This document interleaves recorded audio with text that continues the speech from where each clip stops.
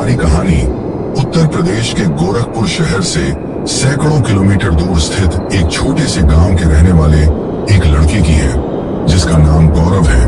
तो चलिए अब ये कहानी गौरव के पॉइंट ऑफ व्यू से सुनते हैं। लेकिन कहानी को शुरू करने से पहले, जैसा कि मैं आप लोगों से हमेशा कहता हूँ कि वैसे तो आप लोगों ने बहुत सी हॉरर कहानियां सुनी होंगी, लेकिन मुझे पूरी उम्मीद है कि आज की हमारी ये कहानी सुनकर आपको सच में डर का एहसास होने वाला है।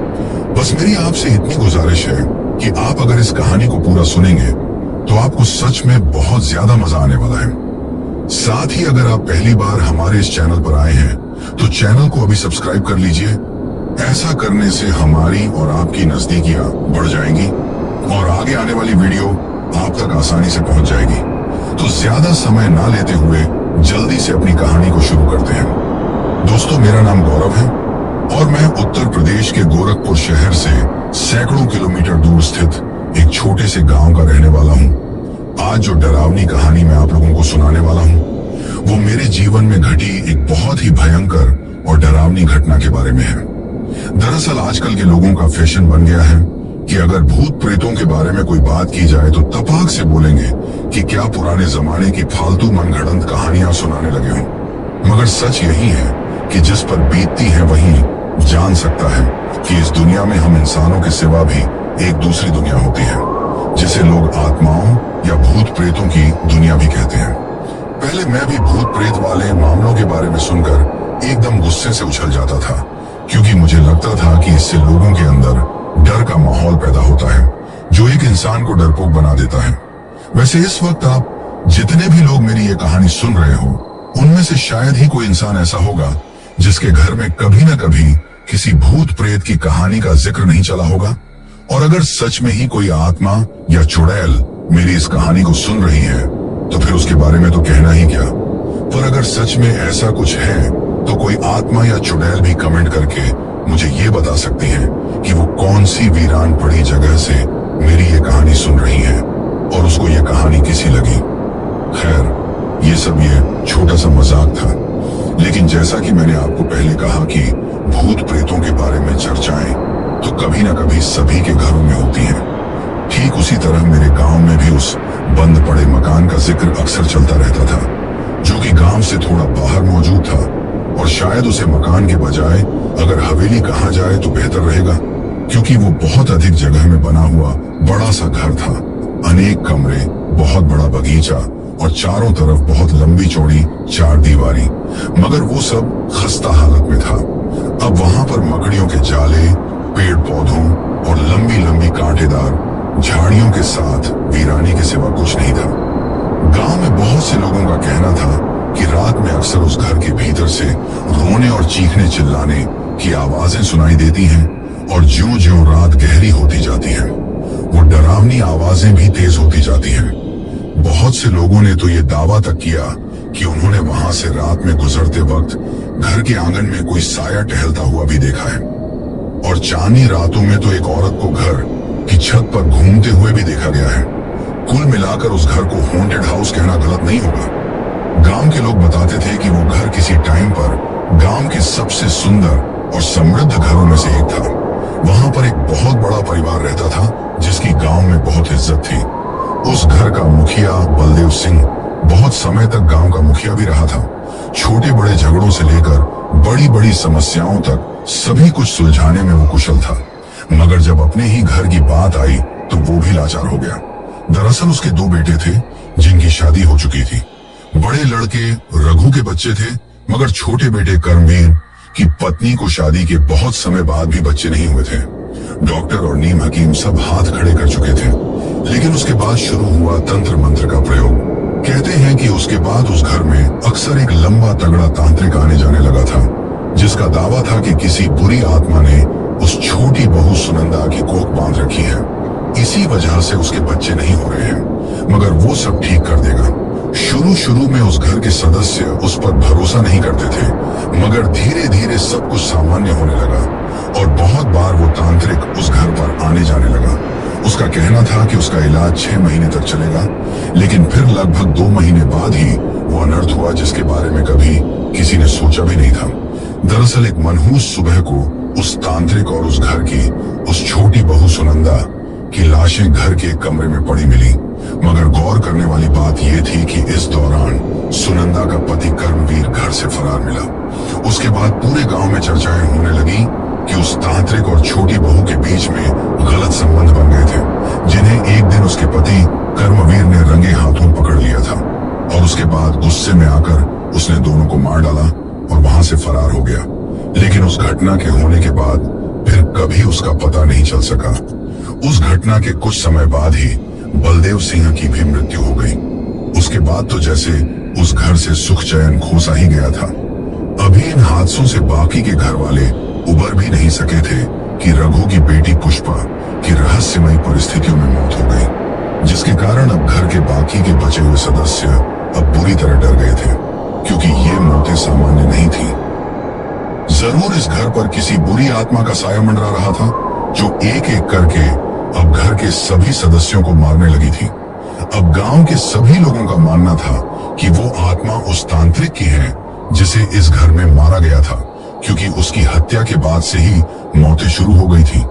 अब डर के मारे उस घर के बाकी सदस्य उस घर को छोड़कर भागने लगे थे।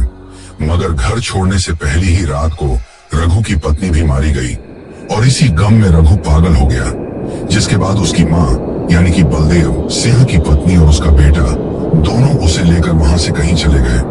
और तब से लेकर आज तक वो जगह और वो सारा घर ऐसे ही वीरान और सुनसान हुआ है। इन बातों को गुजरे हुए बहुत से साल बीत चुके थे, मगर उस घर को लेकर गांव वालों का खौफ आज भी ज्यों का त्यों बरकरार था। समय के साथ साथ वो आलीशान मकान अब खंडहर में तब्दील हो चुका था। बलदेव सिंह के रिश्तेदारों ने मकान को बेचने की कोशिश भी की थी, मगर डर के मारे किसी ने भी मकान को खरीदने में दिलचस्पी नहीं दिखाई। वैसे भी किसी मनहूस मकान को कोई खरीदना भी क्यों चाहेगा। मगर कुछ लोग आज भी इस बड़ी घटना को महज अफवाह भर मानते थे, क्योंकि उनकी नजर में भूत प्रेत आदि सब बकवास की ही बातें थीं। और मैं भी ऐसे ही लोगों में से एक था जो इस खौफनाक दास्तान को महज एक अफवाह भर मानता था। एक बार ऐसे ही मैं और मेरे दोस्तों का ग्रुप मटर गश्ती कर रहा था। मेरे खास दोस्तों में विकास और मानव थे। हम दोस्तों के ग्रुप में बार बार उस भूतिया मकान का जिक्र होने से अब मुझे चिढ़ होने लगी थी, क्योंकि बार बार उसके बारे में सुन सुनकर मेरे कान पक गए थे। इसीलिए हम लोगों ने एक दिन एक प्लान बनाया कि हम लोग रात को उस घर में घुसेंगे और लोगों को और भी ज्यादा भयभीत करने की कोई खुराफात रचेंगे। इस प्लान में मैं भावना को भी शामिल करना चाहता था, क्योंकि उसको लेकर भी मेरे दिमाग में एक आइडिया था। मगर जब मैंने उससे इस बारे में बात की तो वो पहले तो बहुत डर गई और उसने मुझसे कहा कि तुम पागल हो क्या, जो ऐसी मनहूस जगह पर मुझे ले जाना चाहते हो। मैं तुम्हारी इस बेवकूफी में तुम्हारे साथ नहीं आ रही, और अगर मेरी बात मानो तो तुम भी वहां कभी मत जाना। उसकी इस बात से मैं चिढ़ सा गया और उससे मैंने कहा कि बस इतना ही दम है तुम्हारे भीतर, कर ली हम लड़कों की बराबरी। अरे जिस बात को बीते बरसों गुजर गए, तुम तो आज भी उससे डरती हो। मेरी ये बात सुनकर भावना ने कहा कि देखो सच क्या है ये तो मैं भी नहीं जानती, मगर इतना जरूर जानती हूं कि जो बात पूरा गांव मानता है उसे हमें भी मानना चाहिए। उसकी ये बात सुनकर अब मैंने उससे सीधे सीधे पूछा कि मतलब तू हमारे साथ नहीं आ रही। भावना ने थोड़ा गुस्सा दिखाते हुए कहा, तू ये पागलपन क्यों करना चाहता है, आखिर क्या मिलेगा तुम्हें वहां जाकर। पर मैं भी जैसे वहां जाने की कसम खाए बैठा था, इसलिए मैंने उससे कहा कि वो सब मैं तुम्हें बाद में बताऊंगा, बस तू एक बार हमारा साथ दे दे। हम वहां से जल्दी ही वापस लौट आएंगे और किसी को भी कुछ नहीं होगा, ये वादा है मेरा। लेकिन भावना का चेहरा देखकर मुझे ये साफ साफ नजर आ रहा था कि वो वहां बिल्कुल भी नहीं जाना चाहती थी, मगर मना करके वो मुझे भी नाराज नहीं करना चाहती थी। और आखिरकार उसने ना चाहते हुए भी उस भूतिया हवेली या घर जो भी कह लो, उसमें जाने के लिए हामी भरी थी। मगर काश वो उस डरावनी जगह पर जाने से इनकार कर देती तो ही हम सबके लिए ठीक रहता। मगर इस बात का अंदाजा मैं उस समय लगा ही नहीं पाया, वरना हमारे साथ वो सब डरावना और खौफनाक कभी घटित नहीं होता जिसने हम सभी को दहला कर रख दिया था। अब मैं, मानव और भावना अगली रात उस डरावनी मनहूस हवेली की तरफ जा रहे थे। चांदनी रात थी, आधे से ज्यादा चांद आसमान में अपनी छटा बिखेर रहा था। समय रात के 12 बजे के आसपास का हो रहा था। इस समय को हमने इसलिए चुना था ताकि कोई हमें आते जाते नहीं देख सके। विकास हमारे साथ नहीं आ सका था क्योंकि वो कुछ दिनों के लिए गांव से बाहर गया हुआ था। पर मानव तो मेरे एक बार कहते ही यहाँ आने के लिए तैयार हो गया था। लेकिन भावना मेरे बार बार कहने से यहाँ आने के लिए तैयार तो हो गई थी, मगर वो बहुत ज्यादा डरी हुई थी। लेकिन मैंने उसे विश्वास दिलाया था कि आज रात को हम कुछ ही घंटे के लिए वहां जाएंगे, उसके बाद वापस लौट आएंगे। तब कहीं जाकर वो चलने के लिए तैयार हुई थी और फिर थोड़ी देर बाद ही हम उस खौफनाक जगह पर पहुंच चुके थे। इस समय हम मकान के मुख्य गेट के सामने खड़े थे। चांद की भरपूर चांदनी में वो मकान और भी रहस्यमयी तथा डरावना लग रहा था। इसके साथ ही आज वहां पर एक अजीब सी खामोशी पसरी हुई थी। मुख्य गेट बहुत बड़ा और भारी था, जो लोहे का बना हुआ था, लेकिन जंग लगने के कारण उसका रंग काला पड़ चुका था। उस पर लटकता हुआ ताला भी न जाने कब से जंग लगने के कारण टूटकर वहीं नीचे जमीन पर गिरा हुआ था, या फिर शायद किसी ने तोड़ दिया था। लेकिन गांव में तो इतनी हिम्मत किसी के अंदर नहीं थी कि वो इस घर के आसपास भी भटक सके। खैर, कुछ समय बाद गेट खोलकर जब हम सभी अंदर घुस रहे थे, ठीक उसी समय कोई लगातार हम पर अपनी नजरें गड़ाए हमें उस घर के अंदर घुसते हुए दूर से देख रहा था। वो मुख्य गेट से थोड़ी दूरी पर घर से बाहर मौजूद एक पेड़ के नीचे खड़ा था, मगर उस समय हम में से किसी की भी नजर उस पर नहीं गई थी, क्योंकि हमारा सारा ध्यान सिर्फ उस विशाल और उजड़ चुके मकान पर था। भीतर घुसते ही हमें हर तरफ लंबी लंबी घास उगी हुई नजर आई। हर तरफ वीरानी और लंबी लंबी कांटेदार झाड़ियों का साम्राज्य फैला हुआ था। अंदर जाते ही मैंने अपनी जीभ से टॉर्च निकालकर जला ली, क्योंकि भूत प्रेत का तो मालूम नहीं, मगर इतना जरूर मालूम था कि अगर हम ऐसे ही अंधेरे में आगे बढ़ते रहे तो कुछ सांप या बिच्छू जरूर काट जाएगा। सबसे आगे मैं चल रहा था, उसके बाद मानव अपने हाथ में हाई क्वालिटी का वीडियो कैमरा लिए चल रहा था। वो बहुत अच्छा फोटोग्राफर भी था, और सबसे आखिर में पीछे पीछे भावना डरते डरते चल रही थी। उसके चेहरे को देखकर ऐसा लग रहा था कि जैसे आज उसको वो सभी भूत प्रेतों की कहानियां याद आ रही हैं, जो उसने शुरू से यहाँ के बारे में सुनी थी। कुछ मिनटों में ही हम सभी ग्राउंड फ्लोर वाले कमरों में घुस चुके थे। वहां पर कम से कम 7 या 8 कमरे थे। मकान के अंदर घुसने में हमें कोई ज्यादा दिक्कत नहीं हुई, क्योंकि दरवाजे काफी खस्ता हालत में थे, तो कहीं पर भी ताला वगैरह भी नहीं लगा था। बस हर तरफ धूल मिट्टी के ढेर लगे थे, क्योंकि वर्षों से यहाँ कोई नहीं आया था। दीवारों का प्लास्टर जगह जगह से उखड़ चुका था, जिससे ईंटें बाहर की तरफ झांक रही थी। अब कुछ समय तक इधर उधर का मुआयना सा करने के बाद मैंने मानव से वीडियो कैमरा ऑन करने को बोला और उससे कहा, चल प्यारे, शूट कर डालिए दिलकश नजारे। मेरी इस बात को सुनकर भावना ने बुरा सा मुंह बनाया और वो मुझसे कहने लगी कि यहाँ और दिलकश नजारे, आर यू फूल। उसकी ये बात सुनकर मैंने भी थोड़ी अंग्रेजी झाड़ते हुए उससे कहा, no dear, I am not a fool but I am very very cool. तुम देखना, जब इस हॉरर प्लेस का शूट हम अपने YouTube चैनल पर डालेंगे, तब लाइक्स ही लाइक्स आएंगे और हजारों लोग हमारे चैनल को सब्सक्राइब भी करेंगे। शोहरत तो मिलेगी ही, साथ ही पैसा भी मिलेगा। उसके बाद मैं और तुम एक शानदार सी जगह पर हनीमून मनाने जाएंगे। मेरी ये बात सुनकर उसने मेरी आंखों के सामने चुटकी बजाते हुए कहा, जागती आंखों से सपने देखना बुरी आदत है। फिर उसके बाद मानव ने कैमरा चालू किया और हम उस जगह को शूट करने लगे। अभी वीडियोग्राफी चल ही रही थी कि ठीक उसी समय एक औरत की दिल दहलाने वाली चीख वहां पर गूंज उठी। वो चीख हमें ऊपर की तरफ से आती सुनाई दी थी। उस औरत की वो डरावनी चीख सुनते ही भावना डरकर मुझसे लिपट गई। उस समय वो डर के मारे थर थर कांप रही थी। साथ डरते हुए मानव ने भी एकदम से कैमरा बंद कर दिया और घबराहट में बड़बड़ाने लगा। ये चीख कैसी थी? लगता है जैसे किसी औरत को बुरी तरह से यहाँ पर मारा जा रहा है। वो इतनी दर्दनाक चीख थी कि उसको सुनकर एक पल के लिए तो मैं भी कांप गया था, मगर फिर मैं जल्दी ही खुद को संभालते हुए बोला, कुछ नहीं है, जरूर हमें कोई भ्रम हो रहा होगा। लेकिन मेरी ये बात सुनकर भावना कहती है कि भ्रम एक को हो सकता है, सभी को नहीं। जितना जल्दी हो सके हम सभी को फौरन यहाँ से निकल जाना चाहिए, वरना हम सब किसी बहुत बड़ी मुसीबत में फंस सकते हैं। लेकिन ठीक उसी पल मानव अपने कैमरे को लेकर हम दोनों के पास आया और कुछ समय पहले ही रिकॉर्ड की हुई क्लिप्स हमें दिखाने लगा। लगभग 5 मिनट की उस क्लिप को देखकर हम सभी की आंखें डर के मारे फटी की फटी रह गई थी, क्योंकि उसमें एक जगह पर भावना के ठीक पीछे एक लाल साड़ी में लिपटी हुई औरत खड़ी थी, लेकिन चेहरा धुंधला दिखाई दे रहा था। ये सब देखकर भावना वहीं पर रो पड़ी। उसने रोते रोते मुझसे कहा, मैंने पहले ही कहा था कि यहां मत आओ, मगर तुम नहीं माने। देखा तुमने वो औरत कैसे मेरे पीछे खड़ी है, जबकि यहां हम तीनों के सिवा कोई नहीं था। ये भटकती आत्मा है जो यहीं हमारे आसपास ही मंडरा रही है। इससे पहले कि ये हम सभी को मार डाले, भागो यहां से। लेकिन उस वक्त, इससे पहले कि मैं भावना कि इस बात का कोई जवाब दे पाता, मेरी नजर खंडरनुमा हवेली की सीढ़ियों पर गई, जिन पर एक जगह पर वही लाल साड़ी वाली औरत खड़ी थी जिसे मैंने अभी अभी वीडियो में देखा था। वो मुझे ही देख रही थी और इस बार उसका चेहरा बिल्कुल साफ साफ दिखाई दे रहा था। उसको वहां खड़ा हुआ देखकर इस बार तो मुझे भी डर का एहसास हुआ।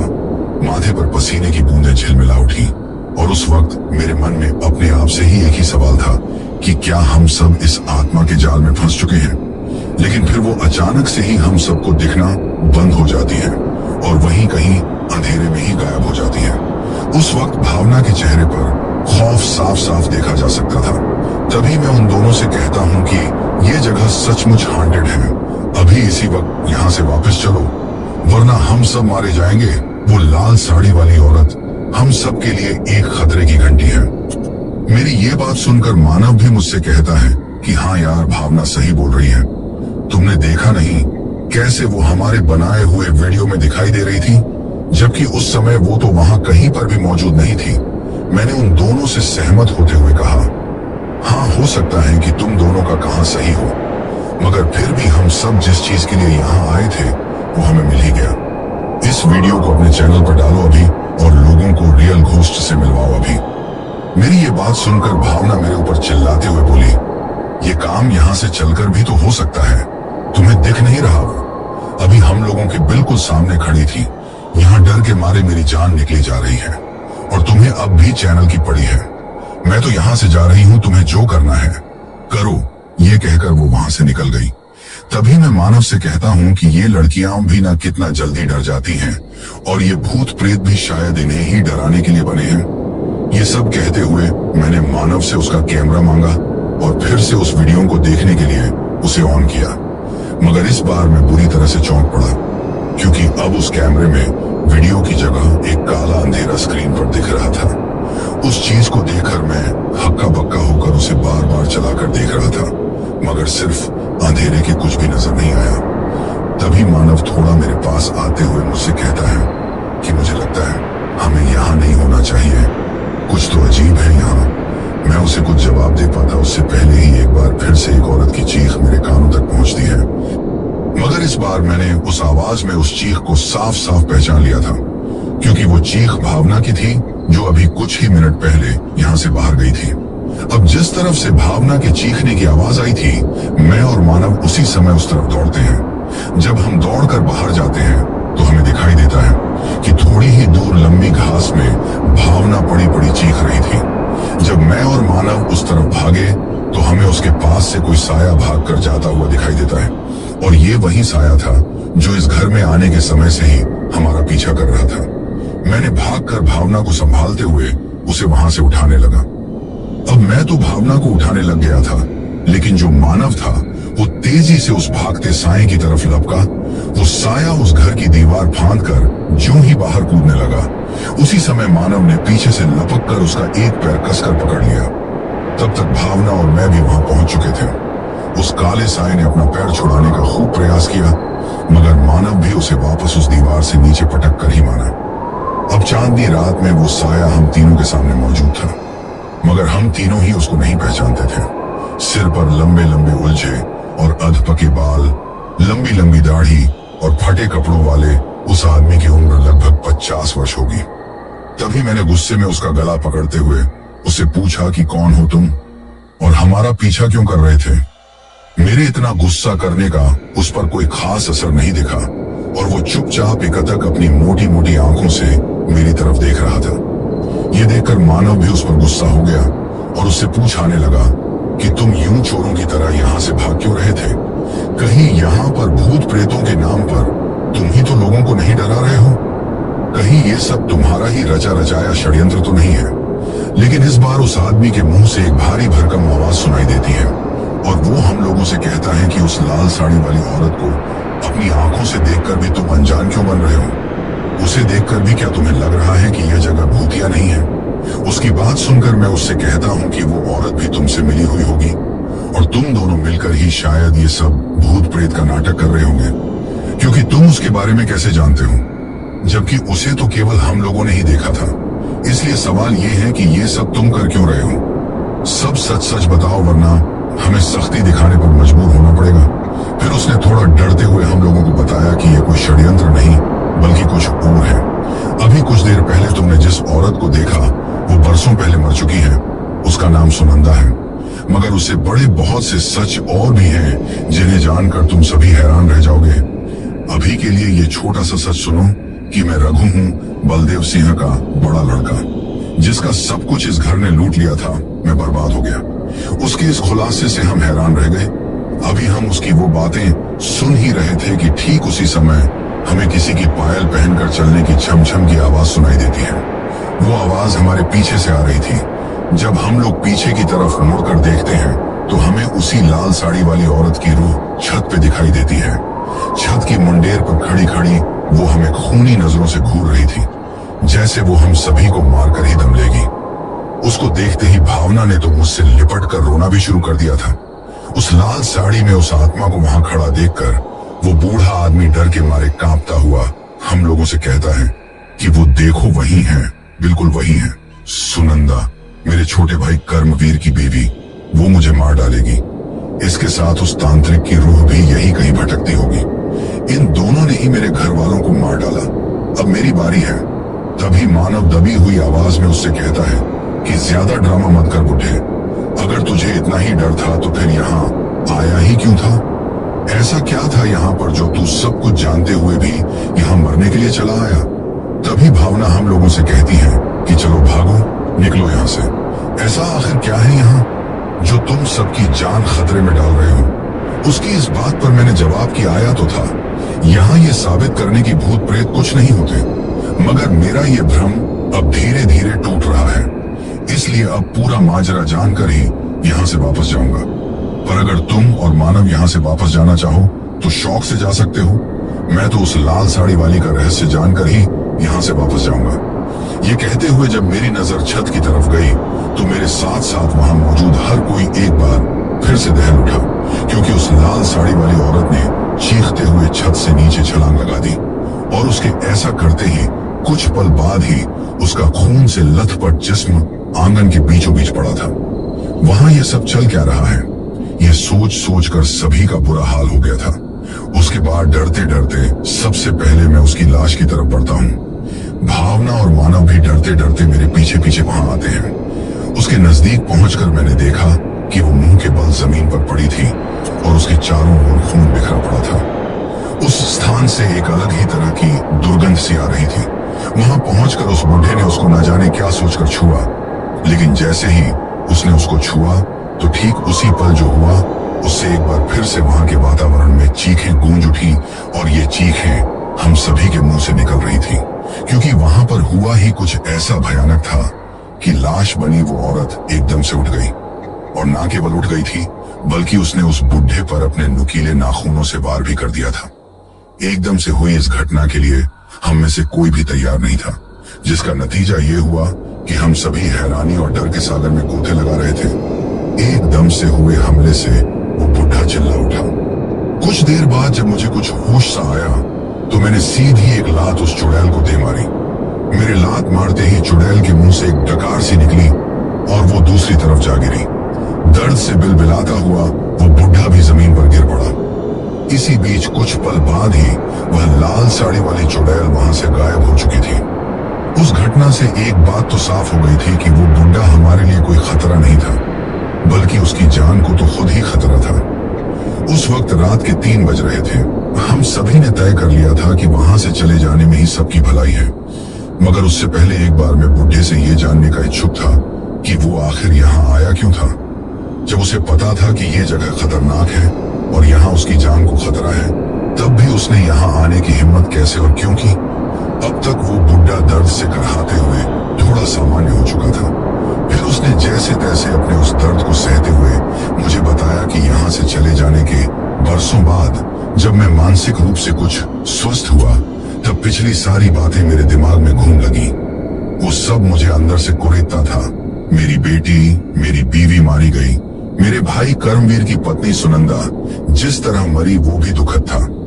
इस बीच समय बीतने के साथ मेरा बेटा आरव भी जवान हो चुका था।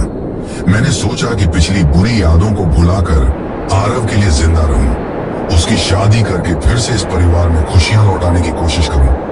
मगर यहाँ पर भी मेरी मुसीबतों ने मेरा पीछा नहीं छोड़ा था। मेरे बेटे आरव को दौरे से पड़ने लगे। चलते चलते वो कहीं पर भी गिर पड़ता था।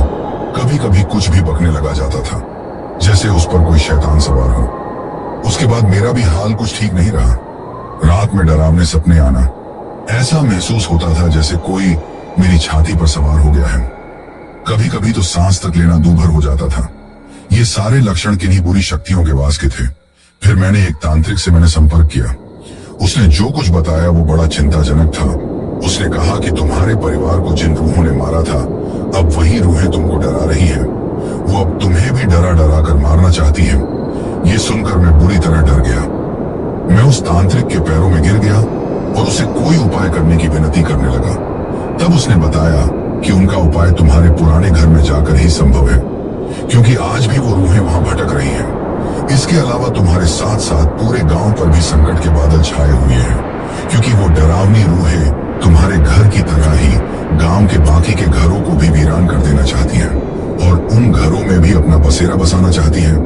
अगर अब भी उनका कोई उपाय नहीं किया गया तो पता नहीं कितनी जाने दांव पर लग जाएंगी। उसके बाद मैंने उस तांत्रिक से ही इन दुष्ट शक्तियों का नाश करने की गुहार लगाई। इस पर उसने जवाब दिया कि जब तक उस घर से तंत्र विद्या का सामान नहीं हटाया जाता, जो कि वहीं कहीं पर रखा गया है, तब तक मैं वहां पर प्रवेश नहीं करूंगा, क्योंकि उस काले जादू के सामान के हटे बिना उन रूहों का कुछ नहीं हो सकता। उसके बाद मैंने उस सामान को खुद ही ढूंढकर हटाने का फैसला किया, क्योंकि मेरे लिए मेरा बेटा आरव ही अब सब कुछ था। उसकी रक्षा के लिए मैं कुछ भी करने को तैयार था, अपनी जान भी दे सकता था। इसलिए यहां से थोड़ी दूर छुप कर रहा, इस तरह का भेष बना लिया कि कोई मुझे पहचान ना सके। जब आज रात को तुम लोग यहाँ घुस रहे थे, तब मैं पेड़ के नीचे खड़ा होकर सब कुछ देख रहा था। उसके बाद का सब कुछ तुम जानते ही हो। ये सब कहते हुए वो चुप हो गया। कुछ देर वहां पर खामोशी छाई रही। उसके बाद सबसे पहले मानव बोला कि ये सब सुनने के बाद मैंने फैसला किया है कि मैं इन बूढ़े बाबा की मदद करूंगा। उस काले जादू के सामान को ढूंढकर आग लगा दूंगा। उसके बाद वो तांत्रिक यहाँ आएगा और यहाँ की दुष्ट शक्तियों का सफाया कर देगा। मानव की इस बात पर मैं मुस्कुरा उठा और उससे कहा कि जियो मेरे लाल, ये हुई ना बात। इन बूढ़े बाबा की सहायता न सिर्फ इनके लिए जरूरी है, बल्कि इस गांव के लिए भी बहुत जरूरी है, क्योंकि इतने सालों से यहाँ भी डर और दहशत का राज है, जिसे दूर करने के लिए अगर हमें मौका मिलता है तो ये हमारे लिए बहुत अच्छी बात होगी।